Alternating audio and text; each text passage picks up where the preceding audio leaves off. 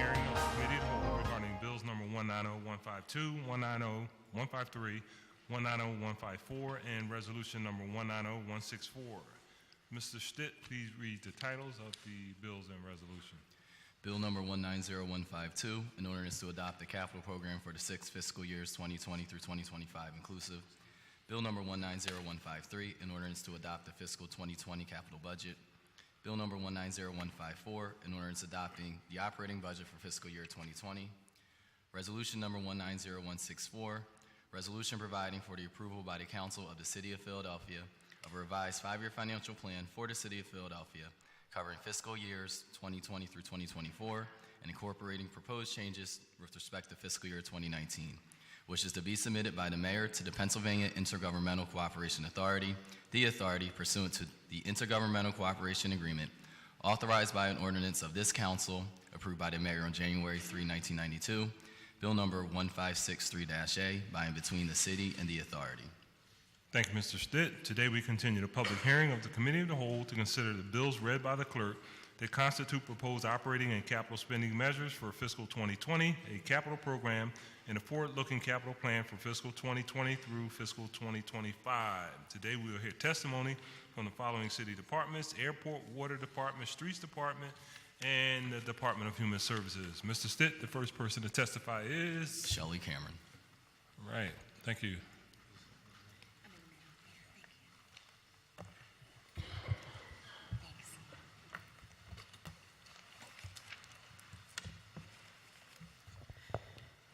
Good morning, Council President Clark and other members of Council. I'm Shelley Cameron, CEO of the City of Philadelphia's Division of Aviation, and as you all know, we're responsible for operating and maintaining Philadelphia International Airport and the Northeast Airport.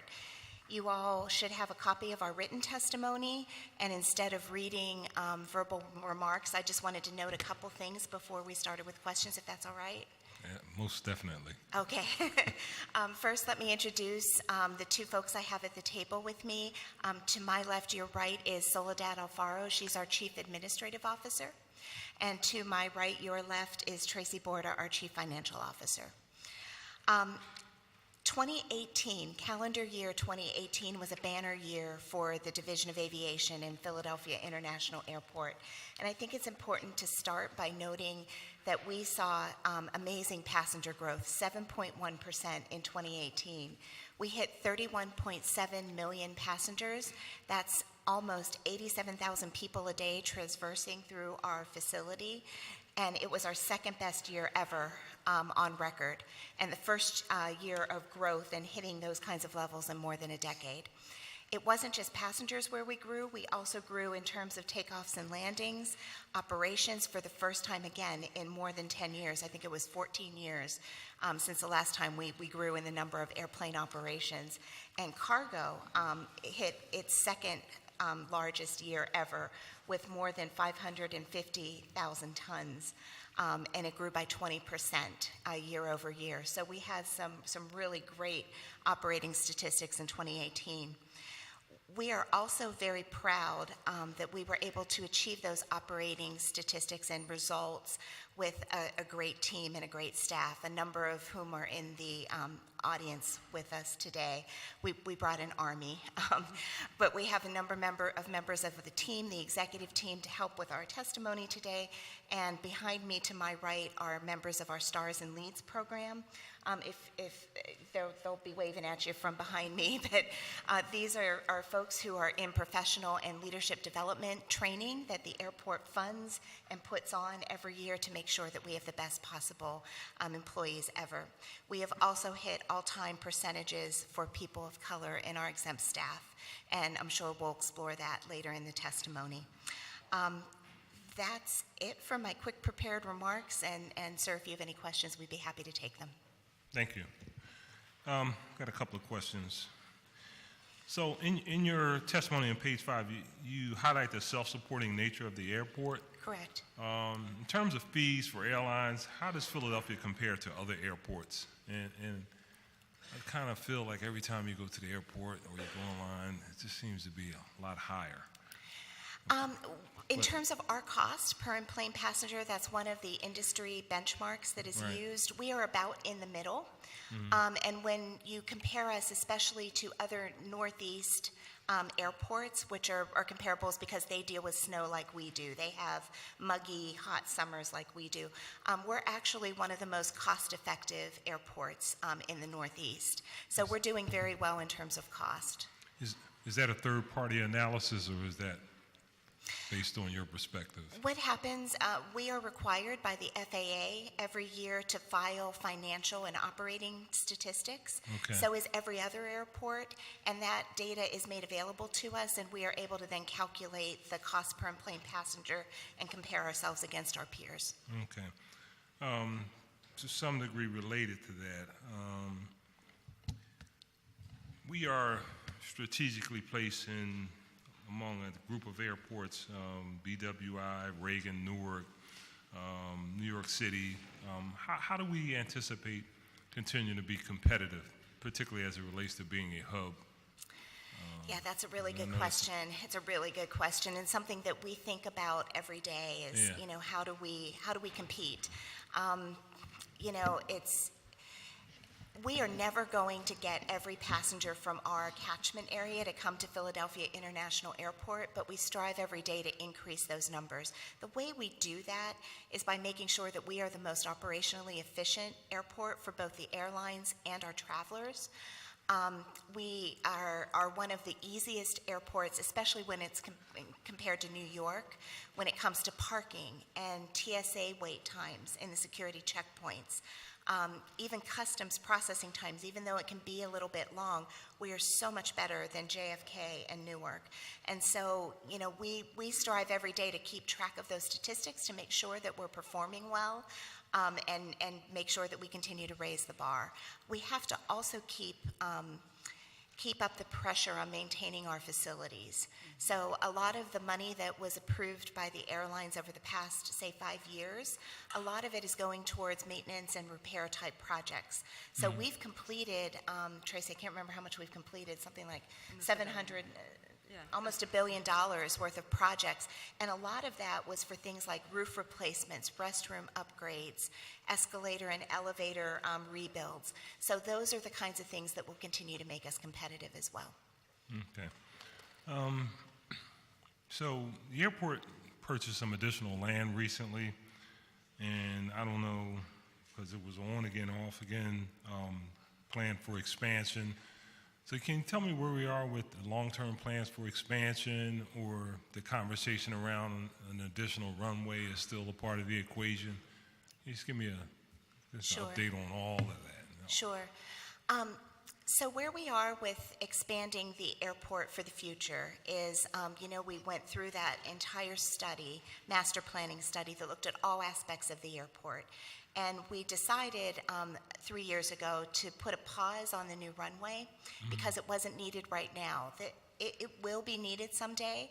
The planning is there in place to show that where we've sited it is the best place for it to go, but we are not proceeding with that right now because the number of operations have been declining for over a decade. So our airfield, we think, is doing really well in terms of what we have to handle the traffic that we have. We just completed an extension to one of our runways, and we now have one of the longest runways on the East Coast. It's 12,000 feet. It can handle any size aircraft in any airline's fleet. We realigned taxiways so we're more efficient. So we think the airfield is in a good place right now. Getting to the land acquisition, one of the most recent pieces of land that we acquired it was formerly known as the Henderson Tract. It's 135 acres to the west of the existing airport. Right. That is where cargo is slated to expand. Cargo, okay. Yeah, we've spent the last couple of years really making sure that we understand what the demand is in this region for air cargo, and so that when we start to build and talk about developing that land, we're building the right kinds of things. We found out a couple things as a part of that study. One is that we don't capture very much of the air cargo that comes in and out of this region. We only capture something like 9%. You brought up competition in your last question. cargo, most of it gets on a truck and goes up to New York, to JFK or Newark. We believe that the economic impact to this region by recapturing some of that air cargo is huge. Okay. And we think that by developing that land, we'll be able to do it. One other quick note, just because we think that the airfield is good doesn't mean that we aren't still looking at other parts of the airport. As an example, we are in the process, we'll be kicking off another master planning process to look at our terminals and our landside operations within the next couple of months. We'll be releasing an RFP and starting that process.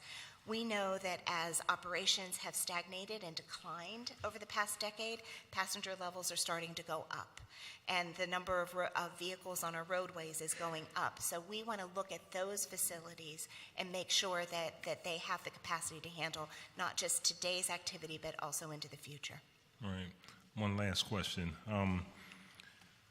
Page 7 in your testimony, you have targeted $10 million increase in non-airline revenues and $12 million increase in retail beverage sales. Yes. Can you talk to me about the contributing factor as it relates to this increase, which sounds like a good thing? Yes. And just to add on to that, I just have to ask this question. There was a conversation around expanding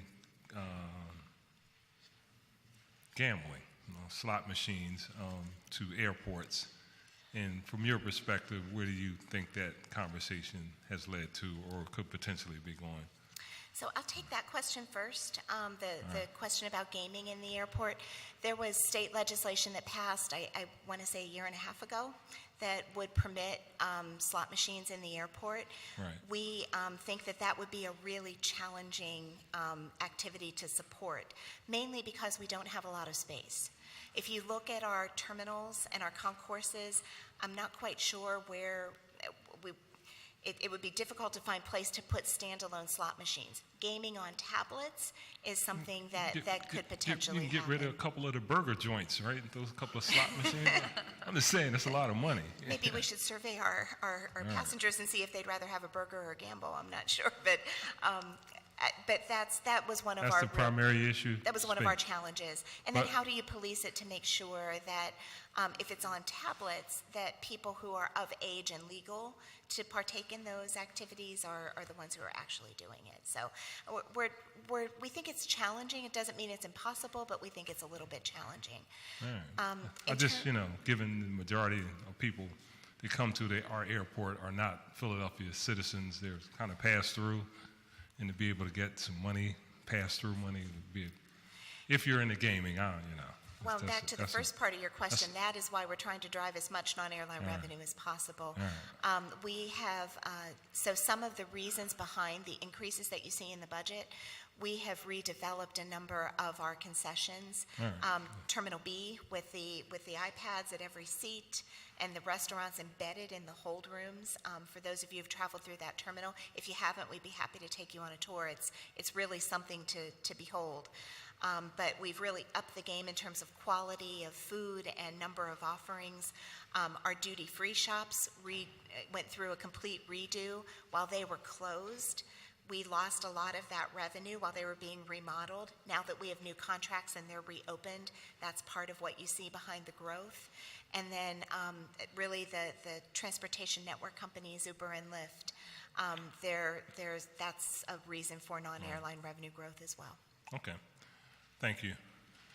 Chair recognizes Councilman Greenlee. Thank you, Mr. President. Good morning, everyone. Good morning.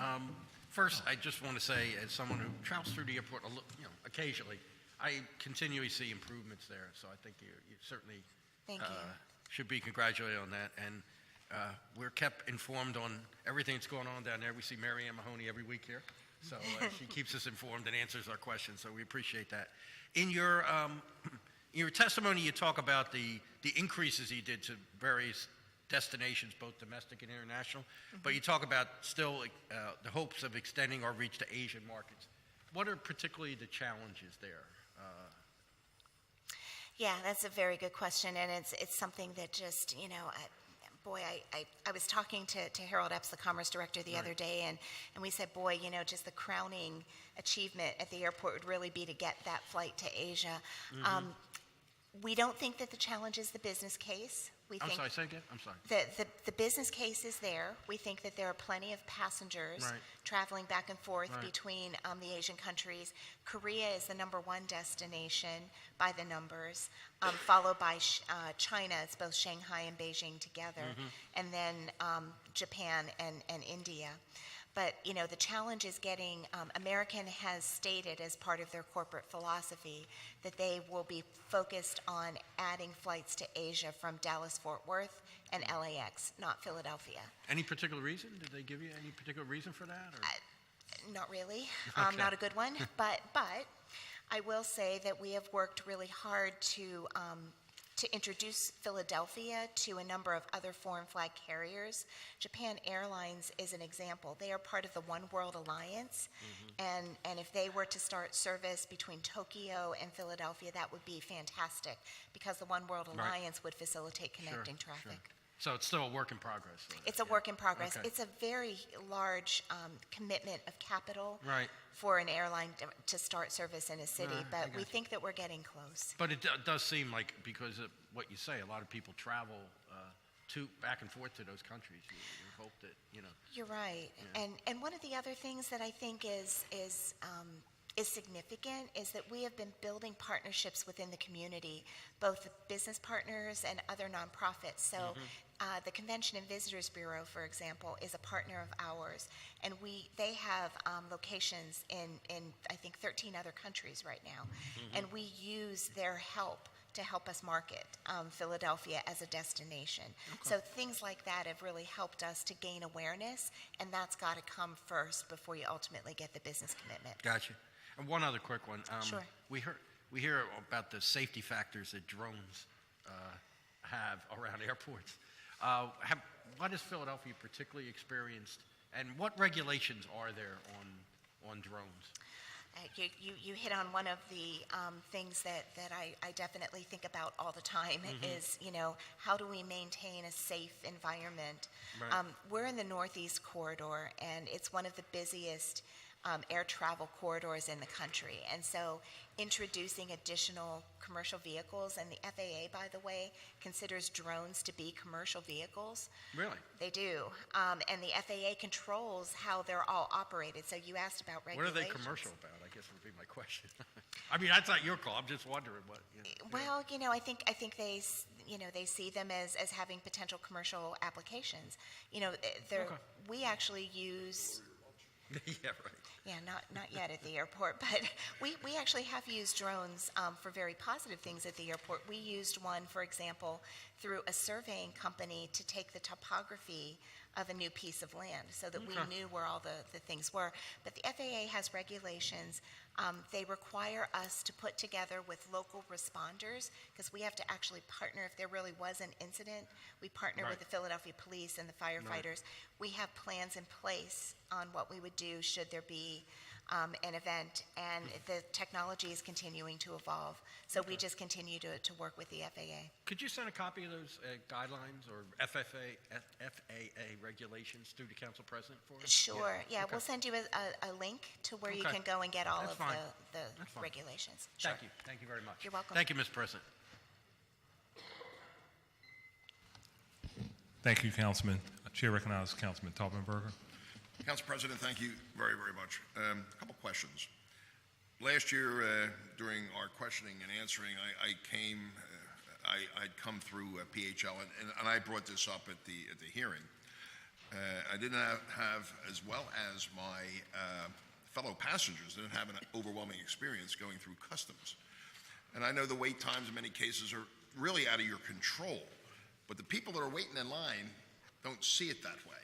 I mean, the answer you gave was absolutely correct. But when you're waiting in line, and I'll tell you what, there was a young woman who was waiting to go on to Chicago, getting off the American Airlines coming back from Frankfurt, Germany. She was so upset that she may miss that flight. You know, this is, I think, a great opportunity to say, hey, Philadelphia's a good place. A lot of people are coming really by through Philadelphia because of the ticketing. But they may come back as visitors, and, you know, we need to put our best foot forward. knowing that it is not totally under your control, has any progress been made? Because I will say this, I was in a 2-hour wait, which is a fair amount of my time on the airline itself, and I could have flown from Philadelphia to Chicago and then gotten off there to, the amount of time that it took to go through customs. And it's also, for a lot of people, also a little bit of agita, waiting to go through customs and so on, and for a lot of reasons, waiting for a flight, waiting to get back in, and nobody likes to be in line. And also, if you need a bathroom break, if you were a single person going alone, you'd have to get out of line. That isn't right either. So I'd just like to know if any improvements have been attempted or made. Yeah, that's a very good question. When we weren't happy either with some of the experiences that our passengers were having. So we worked with Customs and Border Protection to put in mobile passport control units in our processing area. That's it's new for us, relatively new to the industry. There are only 25 other airports that have this feature.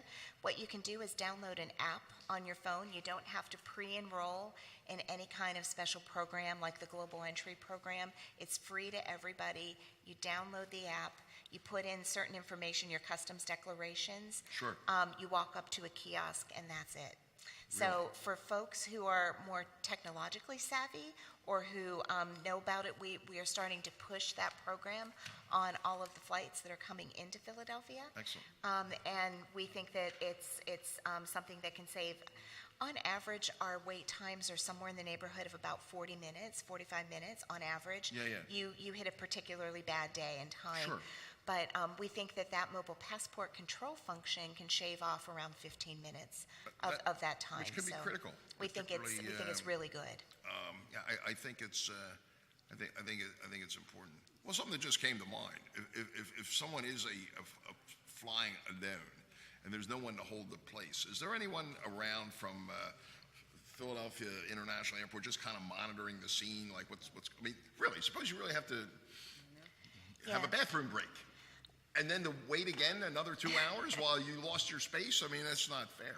We have customer service agents that are Division of Aviation employees And they're kind of watching that are up there and they're watching. So if someone were to approach them and say, "Look, I'm alone. I need a bathroom break. Can you help me out?" That's what they're there for, is to help passengers well, that's who need excellent. things. I can't ask for more than that. That is very, very good. You had mentioned also in your testimony there's an increase in freight. Do you think that's nationwide, or is that unique to Philadelphia? It's nationwide. We had one of the larger increases of airports, but it's nationwide, and it's mainly due to. I joke sometimes and say that it's Christmas every day at Shelley's house. It's the Amazon. It's the e-commerce part of our world. Well, I think that's more and more. I mean, people are UPS and so on. They're looking for truck drivers. It's an opportunity for employment in this city for a lot of folks. But that is interesting. And a lot of those packages come by air before they get on a truck to go out to your home. And so we think that is the great majority of the. You've acquired, you said, some additional property, 130 acres, really for freight. It's to develop cargo facilities. Okay. Yes. And the start was the study, so that we would understand what the demand was and more particularly what kinds of facilities were needed. So as an example, there's only one refrigerated cargo building on our airport today. It's owned by American Airlines. But when you look at the stuff that's being shipped by air, a lot of it's pharmaceuticals and perishables. More of that kind of building is going to be required in the future, and we think that is one of many opportunities, so that when we develop that land, we can actually build what people want. And you just this new acquisition of land, was that from Delaware County or Philadelphia? It was Delaware County, yes, Tinicum Township, yes. Okay. And what percentage of freight is the makeup of our flights coming in? Is it a quarter? Is it a third? Is it less than? Oh, goodness. Approximately. Based on landed weights? I'd have to look it up. I don't know that I know that off the top of my head. Well, if you could get that to the council president, I would like that. We absolutely will. Because I think your airport is, without question, our gateway to the world. Councilman Greenlee had brought up some opportunities for some flights to Asia, and I couldn't agree more with him. Is there one airport on the East Coast that has a special niche for Asian flights, or is there none? New York has a lot of flights, JFK, Newark, and Boston is even getting a lot of flights to Asia. So they're competing well. Again, we think that we have to make the business case first. We have to talk about Philadelphia, make sure people know where we are and what the demand is for.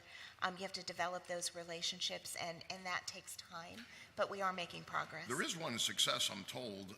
One of my staff, the person, Vincent Emanuel, is connected very strongly to the Malali, which is southern India, population community in Philadelphia. And Qatar Airlines has offered from Qatar itself a direct flight to the southern part of India. And a lot of people from our Indian community in Philadelphia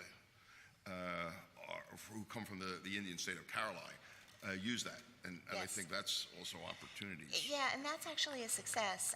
Qatar changed their operating time so that they would more closely align with the Indian Bank over in Doha. So by changing the time that they operated the flight, they're able to more seamlessly connect people from Philadelphia to India and back. And it was really hitting that bank over in Doha that was critical to that success. Mr. President, I have one quick question, if you think it's going to be quick. And that is the Northeast Airport. You're putting a new runway in there, and how's that developed? Not a new runway, but we are completely rebuilding the main runway. And Okay. that's a huge And success that's story going in as well. progress now. Thank you very much. Mr. President, thank you. Thank you, Councilman. Chair recognizes Councilman Green. Thank you, Council President. Good morning. Good morning. I just wanted to follow up on some information, some questions that the Council President talked about. You made reference to a new runway, and you said that's one of the longest runways now I didn't get the full context of the extension of runway 9R and how that impacts the airport.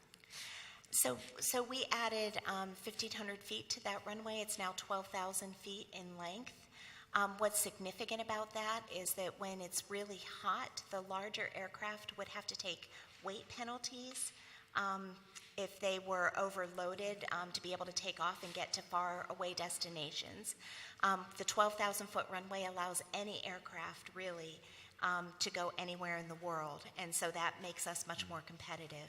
And how does that compare to other airports around the country or around the world? We can get you the specific lengths of other runways, but I believe there are really only two runways in the Northeast Corridor that are of that length or greater. So it gives us a much more competitive advantage in the That's Northeast right. Corridor. You made reference to cargo as well as new air service, and I believe this new longer runway will allow that, and that's in connection with a lot of the Amazon and the other warehouse distribution. And so how is that impacting transportation at the airport? How's the runway helping with connection, cargo? it sounds like the runway, by extending the runway, allows us to do more, especially considering the amount of distribution centers and fulfillment centers like Amazon and others. So the longer runway allows the planes to be heavier when they take off when it's hot. Right, not so just for the heat. that's really the biggest thing. It allows for more volume to travel through in every flight, especially in the heat of the summer. Okay. I know in the hearings earlier in the budget cycle, we talked about some of either refundings or new money that the airport is doing. Can you just kind of give us a general overview of some of the projects some of the capital projects you anticipate for this year? And I have my CFO here, the expert, who can address those questions. Hi, good morning. Tracy Borda, CFO for the airport. Yes, we have probably at least another billion-plus projects that we're working on. Many of them are what Shelley referenced as a good state of repair projects. So you're talking about roofs, bathrooms, mechanical, electrical, plumbing type systems throughout the airport. We also are looking at touch-all surfaces kind of within the airport and each of the terminals to make them, customer-friendly as much as possible, and people, good shiny places that people want to be. And then we also are working with our partner American Airlines. We really are looking at hopefully redoing their checkpoints. Right now, if you've been through there are two separate checkpoints, and if you've been through DE, they're a combined checkpoint. Ideally, we will have a new checkpoint to make it much easier for their passengers to use. The bowels of the airport deal with what we call checked baggage inspection systems. Those systems need to be upgraded to keep up with the latest in security enhancements. And then additionally, as Shelley mentioned, we're still continuing to do work out on the airfield with regard to pavement, making sure our pavement's in good state of repair, as well as new taxiway work. So. Thank you, Council President. I just recently learned that Ms. Porter, you are a graduate of Girls High. I am 229. Yes, and I know Councilmember Blondo Reynolds Brown is also a proud Girls High alumnus. Both my mother and wife are Girls High alumnus. I can't get And away if I from could it. add, I met my husband at Central, Oh, and he's 245. I heard the story last night. That's why I brought it up. So thank you, Council President. Thank you, Councilman. Chair recognizes Councilman Down. Thank you, Council President. Good morning. Good morning. I have a few questions I wanted to ask. I know it's in your testimony. I'm just going to put it on the record that it's really clear for everybody that there is no financial cost to the city of Philadelphia to run the airport. Zero. That is correct. Okay. And then I just want to make sure I understand. All the terminals are in Philadelphia except Terminal A? Except Terminal A West and a portion of Terminal A East. That's correct. Okay. And that terminal is in Delaware County? Yes. And does Delaware County receive any benefits whatsoever? Benefits from there are a number of different taxes that Delaware County receives as a result of activity within their jurisdiction on the airport, yes. Do you have any idea what those, how much in dollars they receive from the airport? I don't know if I have the dollars. Do you have that, Tracy? So right now we have, in total, we pay approximately $4.1 million. It's broken up between Tinicum, Delaware County, and Interborough School District.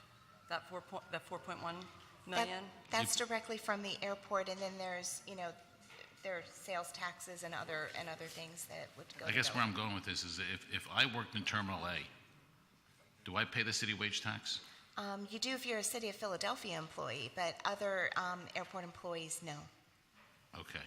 So I guess my question is, would it make sense for us, looking at the long term, to do an analysis of the revenue that Delaware County might receive, and then do an analysis that it might make sense for us to make a potential purchase from them based on a cap rate, and control it through Philadelphia, so Philadelphia has all of that revenue that comes in from city wage, use and all those other taxes that we would benefit from, and would make it cleaner for us to own all of the revenue-generating operations at the airport.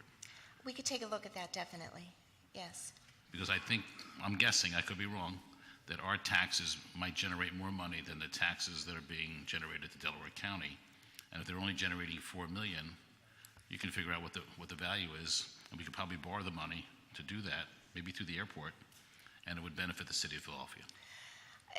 I think it's a pretty complex issue. We'd be happy to do an analysis and maybe sit with you and talk about what that would look like. We do have an agreement that Tracy referenced. It's a four-party agreement that we signed about 4 or 5 years ago that really dictate the terms of our relationship with Delaware County, Tinicum Township, the Interborough School System, and the airport. That dictates what we pay in terms of taxes. It has them helping us to acquire land for expansion. There are a number of different pieces of that agreement.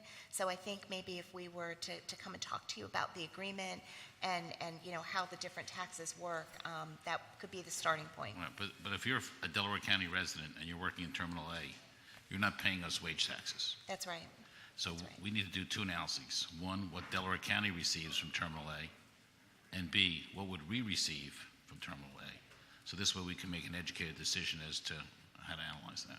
Okay. All right. The second question I had was on your, and again, this doesn't affect us financially. I'm asking you this question very differently than I'd ask anyone else in the city. You have positions in 18 that were 850 full-time civilian positions filled, and then you're budgeted for 19,942, but it looks like you're going to fill for 857.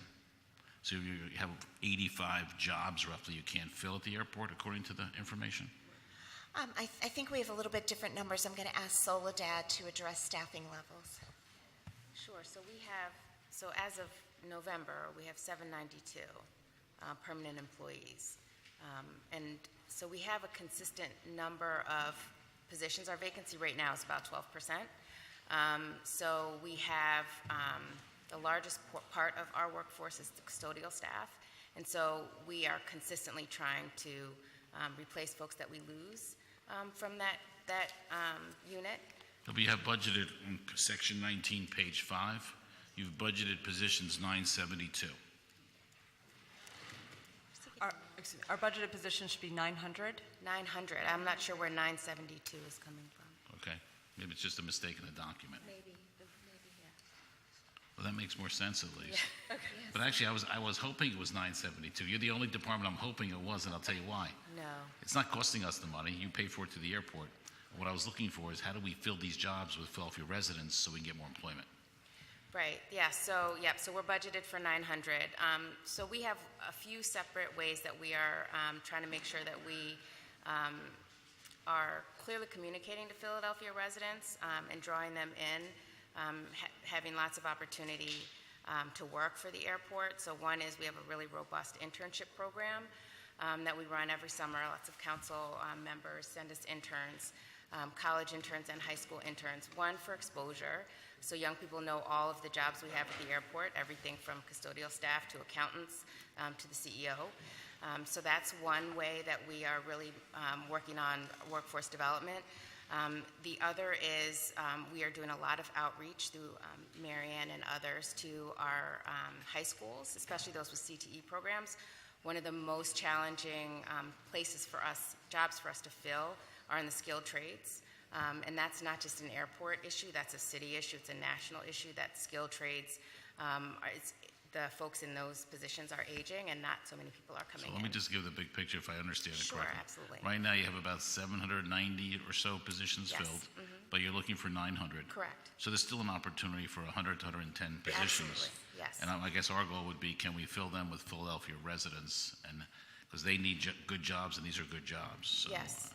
Well, we will hire Philadelphia residents, they're city positions, so that we will hire Philadelphia residents for those positions. How do people in the city know these jobs are available?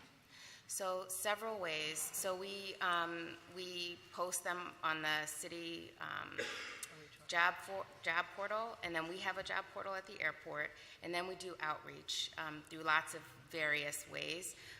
We have embarked on a new program with a community agency that has reached into communities through smartphones and webinars, because the way folks have looked for jobs now has changed. So we are really trying to access and use the digital opportunities for that. I have one comment, can I make? It's okay. I just have a suggestion. We have a great high school called Randolph. It's a great high school. Maybe there was some way that you could formulate a course or program of study. Like we have a welding class there, we have a carpentry class there. Whatever you're looking for, maybe we can connect with Randolph and you can create that course so we have a pipeline of training people right into the airport. Thank you very much. Thank you, Mr. President. Thank you, Councilman. Chair recognizes Councilman Johnson. Thank you, Council President. And I want to just real quick follow up on what Councilman Dom just mentioned. I think also separate from partnering with the local schools, it has to be more of a robust partnership with the building trades, because oftentimes we have the young people with the talent. We just need to have the building trades have a stronger commitment to allow that pathway for the young people who are already skilled to have that opportunity to participate in the trades overall. So I just wanted to add a point of information, at least from my perspective, because we have the young people, OIC, the Yard of the program, Habitat for Humanity, but there's also another program that's in North Philadelphia where these young people learn skilled trades on a day-to-day basis. We just need to be given the opportunity to participate. But listen, we know about all things that could be improved, but I just want to start off by thanking Shelley and her team for the things that y'all have done. I want to give a special shout out to my good friend Mary Ann Mahoney and Kyle Schreiber for always looking out for me and making sure that I'm included on the day-to-day operations of what's taking place in the airport. And also, Solidate, I want to acknowledge you for your new promotion, but also your work and backing the work that Shelley has been doing and moving the Philadelphia International Airport forward. Since the transition under the new administration, we have definitely seen the improvements that have been taking place at the Philadelphia International Airport from a capital expansion standpoint, but also passenger growth standpoint. And so can you give us an idea of, one, we've seen significant announcements regarding places of destinations, which results in passenger growth, and what does that look like in the future? I know we've been supportive of introducing several ordinances that will look at the Philadelphia International Airport expansion. Give us an idea what that looks like. And I know, Soledad, we talked about more in brief detail of the internship and workforce program that's going to be moved forward at the Philadelphia International Airport that I'm pretty excited about. If you can just elaborate on that initiative as well. Okay, so let me start by talking about new destinations that have been added at the airport. Over the past 3 years, we've had a new airline, one every year.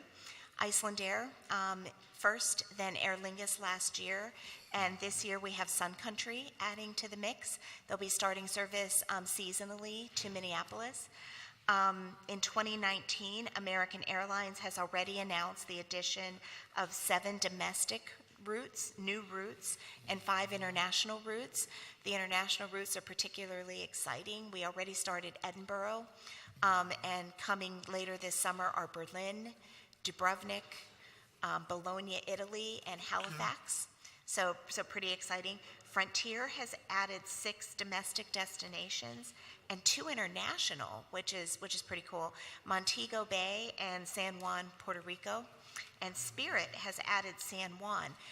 We now have 3 airlines serving San Juan, Puerto Rico, which provides great competition on a very popular route.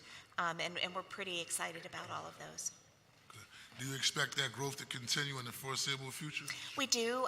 As we look ahead in 2019, we think that we're seeing increases in the number of seats, which should, generally speaking, translate into increases in passengers of about 5% for the rest of the year. So we grew by 7% in 2018. We think another 5%-ish, 3 to 5% in 2019, so we're pretty excited. Second thing I think that you talked about was the ordinances that were introduced to help us Capital purchase expansion. land for capital expansion. And the biggest exciting piece of that is the 135 acres that was purchased in Delaware County where we will develop cargo. And that can have a huge economic impact on the region. So. And I want to slide this in there real quick because I only have a certain amount of time. And so, and this is a nod to my council colleague, Blaunos Reynolds Brown.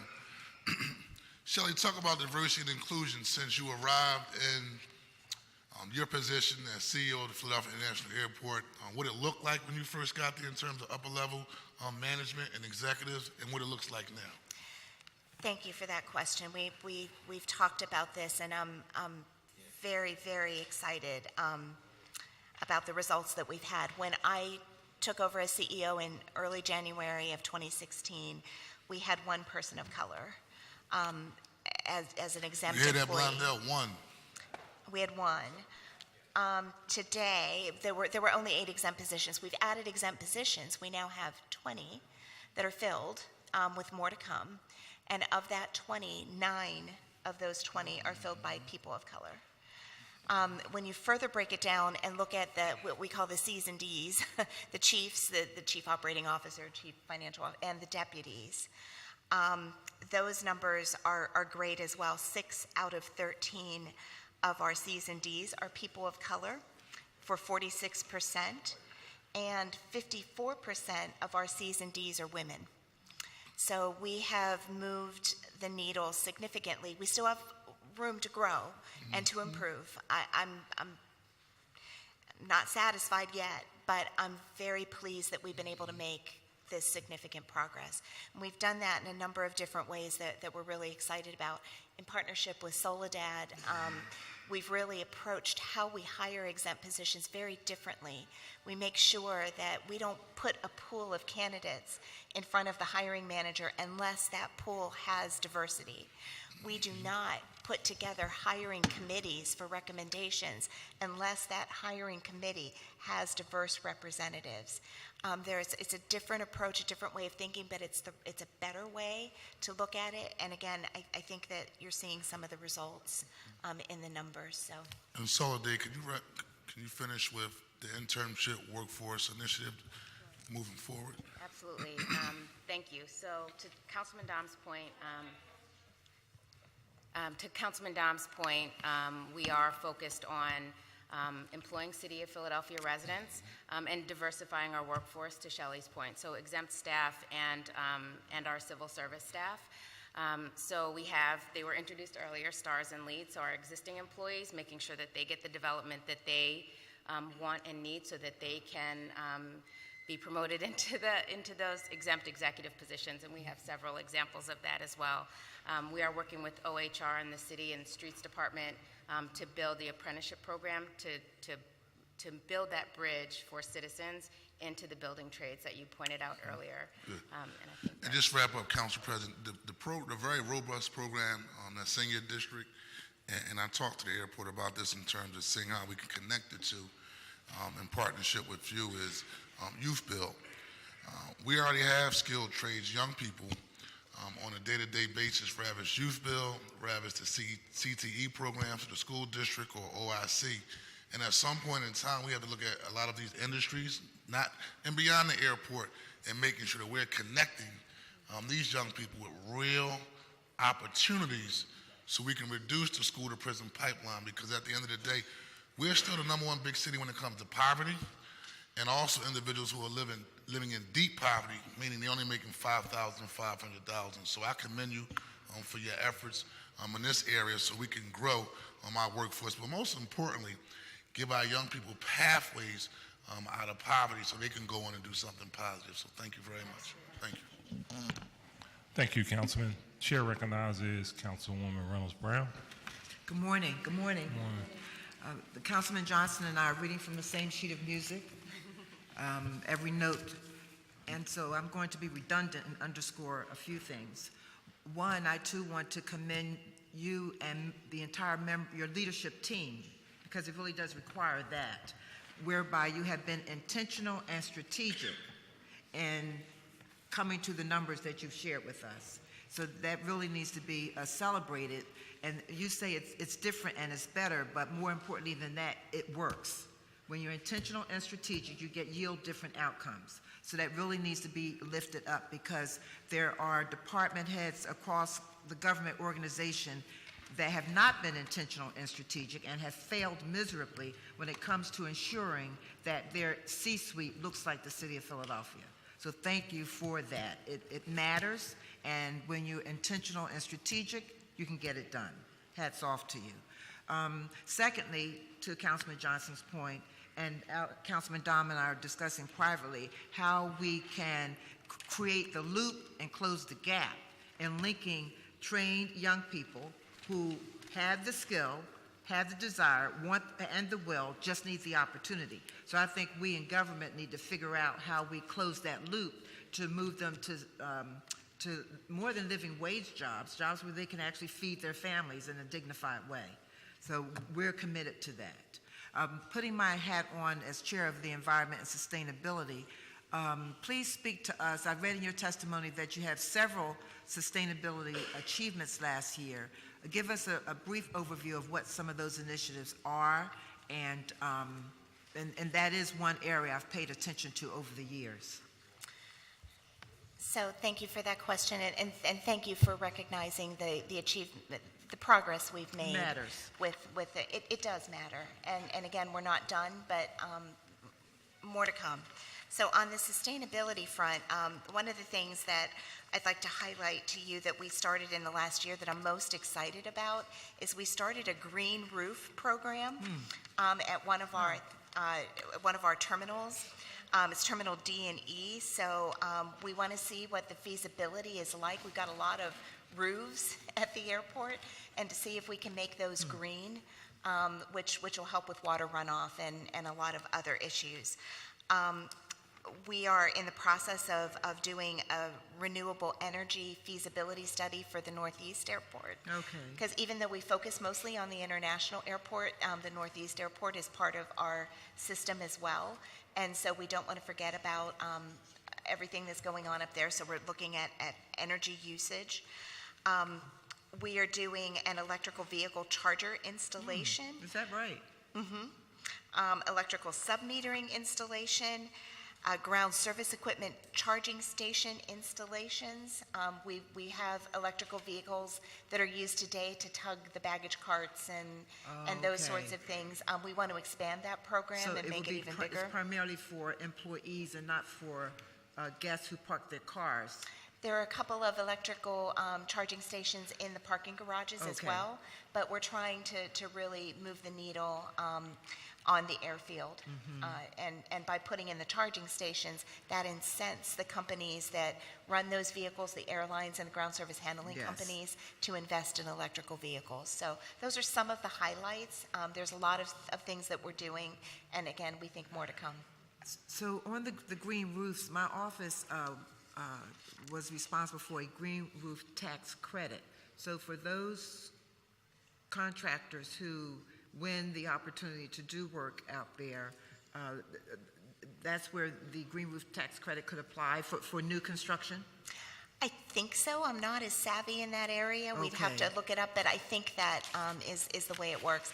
Again, we're looking at it from a standpoint of water runoff and doing what's right for, we have so much concrete on the Yes. airport, so much concrete and asphalt, that, the more green surfaces we can add, the cooler it is, the easier it is to maintain the buildings, we think, from a heating and cooling Sure. standpoint.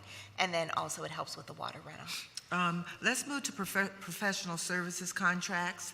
On page 4 of your testimony, you indicated in FY18 that of the $108 million spent on professional services contracts, only 21% or $23 million was awarded to MWDSBEs. Speak to the low participation rate, and what strategies are you implementing to attract, recruit, and award MWDSBEs in the professional services contract category? So I am asking Kathy Padilla to come up to provide that answer, and I just want to note before she starts that we have recently promoted Kathy to a deputy level position, and we've established a diversity and inclusion deputy. That's her new title. So Okay. she is not just working on diversity and inclusion as it pertains to businesses that we contract with, but diversity and inclusion throughout the organization. So Kathy. So is that to suggest that you are a part of the leadership team? Yes, I'm now part of the senior leadership team. Okay. So diversity and inclusion is now part of the C-suite agenda? Yes. Okay. So, Thank good, you. Good morning, Councilwoman. My name Good is morning. Kathy Padilla, and I'm the Deputy Director for Diversity and Inclusion at the airport. So in looking at those numbers for the professional services portion, we have to sort of start off bigger level in that that's only for the Office of Economic Opportunity portion of the work we do. The Office of Economic Opportunity only counts for 1/3 of our diversity spend because we have the federal programs as well, and that counts for 2/3 of the spend. On the Office of Economic Opportunity portion this year, we had a one-time distortion in our participation there due to a very large contract. The shuttle bus contract was let out, and it was about $55.5 million, and the range that was set on that by the OEO was 8%. The vendor that got the contract did make that 8%. Did or did not? Did make that 8%. Okay. So, we did meet the goal that was set there, but unfortunately that was a distortion for all of our numbers, and we don't expect that to go forward into the next year. Our fourth quarter numbers for there were 35%. Okay. So that speaks to the discrepancy. Do you provide technical assistance? It was 1/3 of all of our business under the OEO that year. Repeat that? That contract was 1/3 of all of our business under that OEO that okay. year under professional services. All right, the bell has rung. So in the next round, I'd be curious to learn what technical assistance you provide to former MWBEs who no longer are in the pipeline of opportunity, and how you help them get back into the consideration column for awards. Okay? But it has to be on the next round because the bell rung. Okay. You can respond. You want to respond? Well, I was going to say that we have a really strong capacity building program for our disadvantaged That's the way to frame businesses. it, capacity building? Yeah, we have capacity building and also making sure people are aware of the opportunities. So some of the workshops we've done over last year were how to do business at the airport for these firms, OSHA regulations and how to comply with them, how to respond to an RFP so you can get the business, what's the best way to actually position yourself for that, how to draft a concessions joint venture agreement. That was the first time we've done that, and that was very well received. And also how to find not just opportunities at the airport, but how to find opportunities with all of our transportation sister agencies, and we often partner with them to do these outreach events. One of the things that we're really excited about going forward for next year is we're going to be starting up a new program to increase capacity and professional capabilities for our small, diverse firms working in the construction area, because we always do better on the professional services than the construction end. So we're going to be partnering with the Temple Fox School of Business to bring a construction management certificate course to the airport for our small, diverse businesses. It's going to be a 10-month course. They're going to get a certificate out of it. Folks are going to learn to be more professionally competent, have an extra credential to add their resume, and of course the city and the airport is going to benefit greatly by having an increased talent pool. Sure. That's pretty impressive. Thank you very much. Make sure that members of council get that so that we can share that with constituents who may be interested in that type of opportunity as well. Please? Oh, absolutely. Thank you. Okay. Thank you, Mr. President. Thank you, Councilwoman. Chair recognizes Councilman O. Thank you very much, Council President. Sir. We have talked about this before, so I'd just like an update. What is the situation regarding, the parking at the airport? Parking at the airport from a standpoint of capacity? Capacity, facilities, contracting, what's going to happen? I know you've made efforts to improve parking and convenience, modernize facilities, that type of thing. Yes. So the on-airport parking operation is managed by the PPA. On behalf of the airport, they, through agreement, have the right to operate, develop, and maintain the parking facilities. They have been working with us to try and define a program that would improve the structure of the parking garages, add increased enhancements in the economy lots, different routes, restriping, better routing of buses, all of those sorts of things is stuff that we're working on with them. Does that, I imagine that only covers like, the parking lot, the parking structure. Does that have I'm sure indirect, but does it have any direct relationship to shuttle buses, that type of thing? It does. We actually operate the shuttle buses in the economy lots that are on the airport. We have a contract that we were just talking about that actually does that part of the service. And so we, again, have to work very closely with them to make sure that the shuttle bus service matches the activity in the lots. Okay, thank you very much. Sure. Thank you, Councilman. Chair recognizes Councilwoman Blackwell. Thank you, Mr. President. I was down at the airport a few months back for a Women in Aviation, quote unquote, conference. It was a great event that brought together young women from the community and many of the women in leadership roles and many women in leadership roles for work in the airport. I know this isn't the only work you engage in for women and youth in our community who are interested in a potential career path working at the airport. Can you give council a sense of some of the other engagement you have been done or what might be planned for the future? Yes, good morning. So thank you, and thank you for attending the Women in Aviation conference. That was our first year, and we had great participation from the women of City Council. I think it's important to us, as we've stated before, to make sure that all of our young people know about the positions in the airport, but aviation has traditionally not been very diverse and definitely very male. So we have a great, number of powerful women that work at the airport. So exposing young women to those opportunities is really important to us. So we will continue with that program. It went really well this year. We also run a K-12 tour program throughout the year. So we invite schools and lots of our near neighbors, usually high school students, middle school students, to tour the airport so that they can get a sense of the opportunities that are available to them. We visit to Bartram because they're in our backyard, along with the Commerce Director and Mary Ann, who is a longtime woman working at the airport.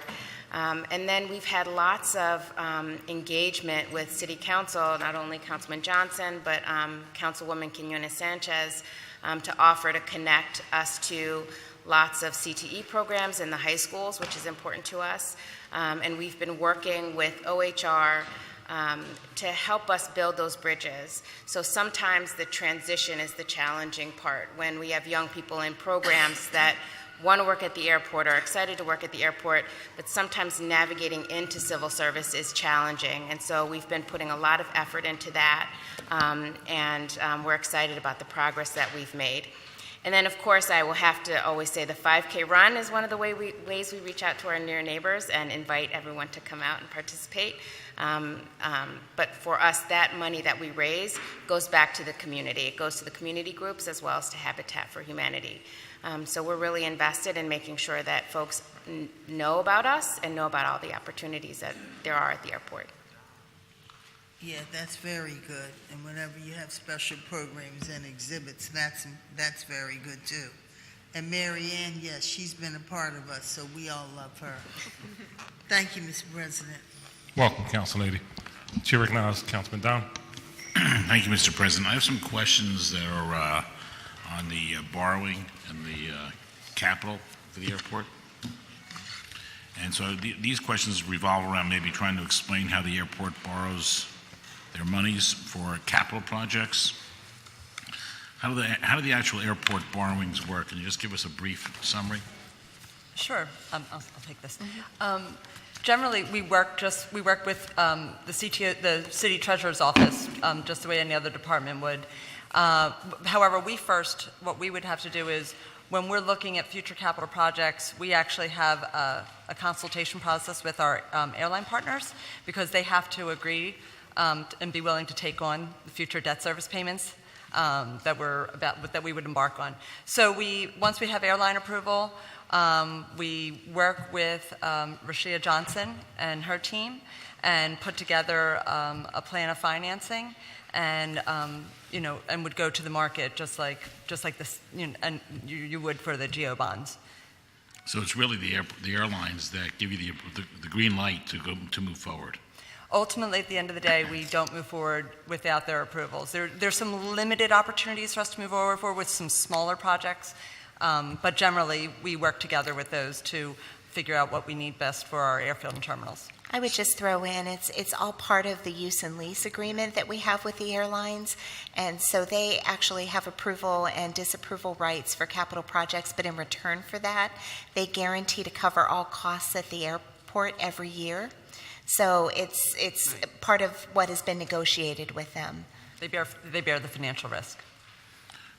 So does the airport perform a cost-benefit analysis for the projects as required by this Chapter 22, Section 2200 of the code? No, we do not, only because that pertains specifically to general obligation bonds, not to enterprise fund debt. So, and because we're required to get airline approval, and then they incur the financial burden of the debt that we're about to be exposed to, we don't go through that process. It's not to say that we don't take a look at some of the projects we're doing. Generally, of course, we want to see a benefit from the projects we're about to do, but not, occasionally they're not always quantifiable, because, for instance, if you're going to do a safety and security enhancement, it might be federally mandated. We just have to go and get that done.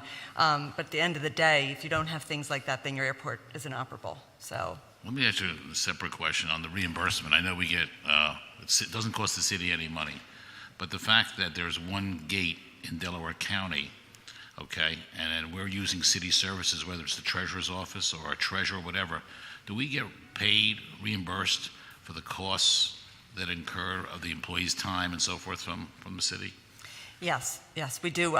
We actually pay directly for certain departments. So we have police and fire directly down working Right. with us. We pay them directly. And then what we do is, the budget office can supply this, but there's a cost allocation plan. So we operate through that, and we're assigned costs from the city based Okay. on the cost allocation plan. That's great. Does the airport have any long-term debt? Yes, we do have long-term debt. So we've gone to, in fact, the last time we went to market was in 2017 with the city treasurer's office. We have a little over $1.5 billion in outstanding debt. It's in our financial statements that were produced in February. And any idea of the rough interest rates in the long-term debt? Well, generally, the coupon rate that's paid is probably around about 5%. But when we did the 2017 bond deal, the all-in true interest cost that we incurred was just under 4%, about 3.9. Who manages that portfolio? Well, I mean, we work with the city treasurer's office and manage that portfolio. I guess I'm trying to make sure I understand, but we also have investment bankers. So for the unused funds, we work through the treasurer's office to have those funds invested until such time as we spend them. So in 2017, you're referring to that there was an A and B borrowing of about $692 million, roughly. And how much of that was refinancing or refunding versus new money? I have that, hold on. Oh, sorry. So we did a couple things during that deal. We did about just about $227 million in refundings. 27? 227 million. 227. We did $334 million in new money. And then what happens is we also have a commercial paper program, and we actually repaid $126 million of outstanding commercial paper. Okay. In a previous hearing, it was mentioned that the city usually does capital borrowing for 2 years at a time. Was this 2017 borrowing also for 2 years? Generally, yes, it was. And so right now we're coming back before you shortly. We're again working with the treasurer's office. We are preparing to do a new commercial paper program, as well as projections for future new money deals and refundings. We have quite a number of refunding opportunities that'll be coming up in the next 2 years. So we want to be able to act on them when the market allows us to. So we'll be seeking your approval in the next 2 months. And the borrowings that we recently did, are these based off projected revenues for operations? So what we do is we work closely with our planning and engineering department and plan the capital projects that we need to embark on over the next 10 years or plus. And what we do is for the projects that we're looking to take on in the coming years, we look at cash flows that we're going to need to have those projects begin. And based on the cash flow needs, we determine the new money that we will need for those projects. So when did these revenue bonds actually get paid off? So when we go to market, we usually do a 30-year bond deal. And so the 2017 bonds, the first payment happened in 2018. So 2048 would be the last payment on that bond deal. That is our last, that's our longest outstanding payment. But we have other bond deals that are still open, and we would be making payments on them until such time as they're done. Like the 2005s would be done in 2035. All right, so I'm looking over your numbers. It says the airport's revenue was $463 million estimated for fiscal 2019, I believe. And it says the airport's issuance of new debt for the capital budget in fiscal year 19 is $422 million. Is that considered a high debt to revenue ratio?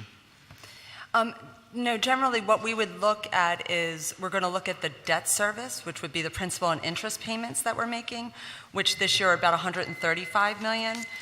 Compared to that revenue, you're talking about 33%, and that's about average. That's a good average. number. Yeah, similar to a mortgage. Okay. I have more questions, but I'll come back on the next round. Thank you. Thank you, Mr. President. Thank you, Councilman. Chair recognizes Councilman Tauberberger. Mr. President, thank you very much. A question really kind of on how the airport works. I mean, don't take it any other way that I want to know. For example, the new runway up in Northeast Philadelphia, why was that decided on? Why was that the project? Who said that we really needed that? And I guess the other question is, how's that funded? Very good question. So the Northeast Airport, generally speaking, as a standalone operation, operates at a loss every year. Correct. I'm aware Right. of that. Yeah. And so we look at the facilities that we own and operate, the runways being the primary facilities that we have. That runway had reached the end of its useful life. Because it's a reliever airport and not a commercial service airport, it's a distinction that the FAA makes. Yes. They feel that it's very important to the workings of the whole system that that reliever airport operate the way it's supposed to. So we partnered with them to provide funding for that project. So With whom? The the airline? The FAA. So the FAA okay. is going to provide significant grant funding to rebuild that runway Got it. because they think that the Sure. Northeast Airport function is so important. So it was really sort of their decision and said, look, this is what we need. It was our decision that we needed to do the project. We just went to them and said, hey, what can you bring to the table Got it. to help us get this done? So we'll pay a portion of it with bond funds. That's the way we'll pay for it. That will then be paid off through the rates and charges that the airlines pay to operate at the international airport. The rest of the money will be a grant directly from the federal government that will be given to do that project. And you had mentioned somewhere where the airlines, through their fees, support, I guess, Northeast Airport plus a good portion That's of right. all of the Philadelphia International Airport. That's right. So we generate revenue at the Northeast Airport. It's not like it just is Yeah. a cost. We Sure. definitely generate revenue from tenants and landing fees and other fuel sales, all sorts Sure. of things at the airport. But the net loss at the Northeast Airport goes into the airfield cost center at the international airport, and that's ultimately borne by the airlines that operate there. When airlines that land in Philadelphia want something or you need their approval for certain things, is that a weighted vote? I mean, because there's okay. It is. Because there's one airline, well, I can give a commercial, American Airlines, I think is above and beyond everybody else there. I mean, they have a fair amount of your gates. There's one airline that's bigger than the others, yes. Yeah. American Airlines makes up about 70% of the passenger traffic and landed weights, Okay. approximately. Yeah. And the way the voting works for capital projects is it depends on whether it's an airfield project or a terminal project. If it's an airfield project, all of the passenger airlines plus the cargo carriers get a vote. And it's Okay. proportionate based on the landed weight that they bring into the airport. Sure. When it's a terminal project, it's just the passenger airlines that get to vote. And again, it's proportionate to the number of passengers that they bring into the terminals. Okay. Yep. That's very sufficient. I thank you very, very much for that explanation. You're Thank you. welcome. Thank you, Mr. President. Thank you, Councilman. Councilman Dom? Thank you again, Council President. A few more questions I'd like to ask. I noticed the airport has an $85 million line of credit with a Japanese bank. What is this line of credit used for? So we also, as I mentioned to you earlier, we have a commercial paper program, and we have 3 banks that we have lines of credit with. Sumitomo is one of those banks that supply a line of credit to our commercial paper program. Is that line of credit used on a daily basis? So no, not daily necessarily. What we do is, again, when we're getting ready to bid certain contracts, again, we're looking at the cash flows needed for the capital projects. As we need cash, what we'll do is we have the funds there. We can draw down upon them as needed. And what we do is we work, again, with the Treasurer's Office to And that. just to add in, we don't use our lines of credit for operating funds at all. It's only for capital projects. Okay. And my next question is, does the airport have capital reserves? And how much would they be? Yeah, so we have both capital and operating reserves, but I'll let me just go speak to that. Generally, when you have a bond, you have a sinking fund reserve for each of those bonds. So your sinking fund reserve is the highest annual debt service payment that you would make. And so we do have about $145 million in our sinking fund reserves. And then in addition to that, we have operating reserves that we've worked out through our use and lease agreement with the airlines. And one would be, one is the bond redemption and improvement account, and that is actually a coverage account. And we have, to date, we have about $25 million in that. And then we also have an operating and maintenance reserve account, and that's about $20 million in that. And then we also have a discretionary account where we accumulate funds that we've made over the years that can be used towards capital or operating costs, and there's about $83 million in that. That's good. Yeah. Does the revenue generated at the airport, when you generate revenue at the airport, does that get deposited into bank accounts held by the airport or the city? So it gets deposited into, it's the city's accounts because we're the city, but it's aviation funds only. So it's separated into an aviation fund only. We can't commingle with the general fund as an enterprise account. But the city manages that fund? The city does manage that fund. And so did those, just had to ask this question, those accounts get reconciled? Yes, they do through the treasurer's office. And are those reconciliations up to date? Yes, I believe they are. We work with Rashida Okay. and you can speak with her office directly if you need any more information on that, but Okay. yes. Are there any federal accounting standards that require the airport to submit annual financial reports? We have a couple annual financial reports. So, like the city, we perform an annual financial statements that we issue along with the city's CAFR. We also work with the FAA and have to issue a couple of reports to them regarding our passenger facility charges and any grants that we have received. In addition to that, with the FAA, they also require a bunch of different forms, which I won't get into all the numbers related to those forms, but this financial and operational activity that we have to report to them. I think that's primarily all the federal type forms that we have to submit. Okay. I have one last question. The Northeast Airport, doesn't have any commercial flights, does it? No, it does not. So who uses the Northeast Airport? So we have a number of corporate tenants who fly their corporate traffic in and out of the airport. There's a flight school, very small at this point. That's the majority of the traffic at the Northeast Airport right now.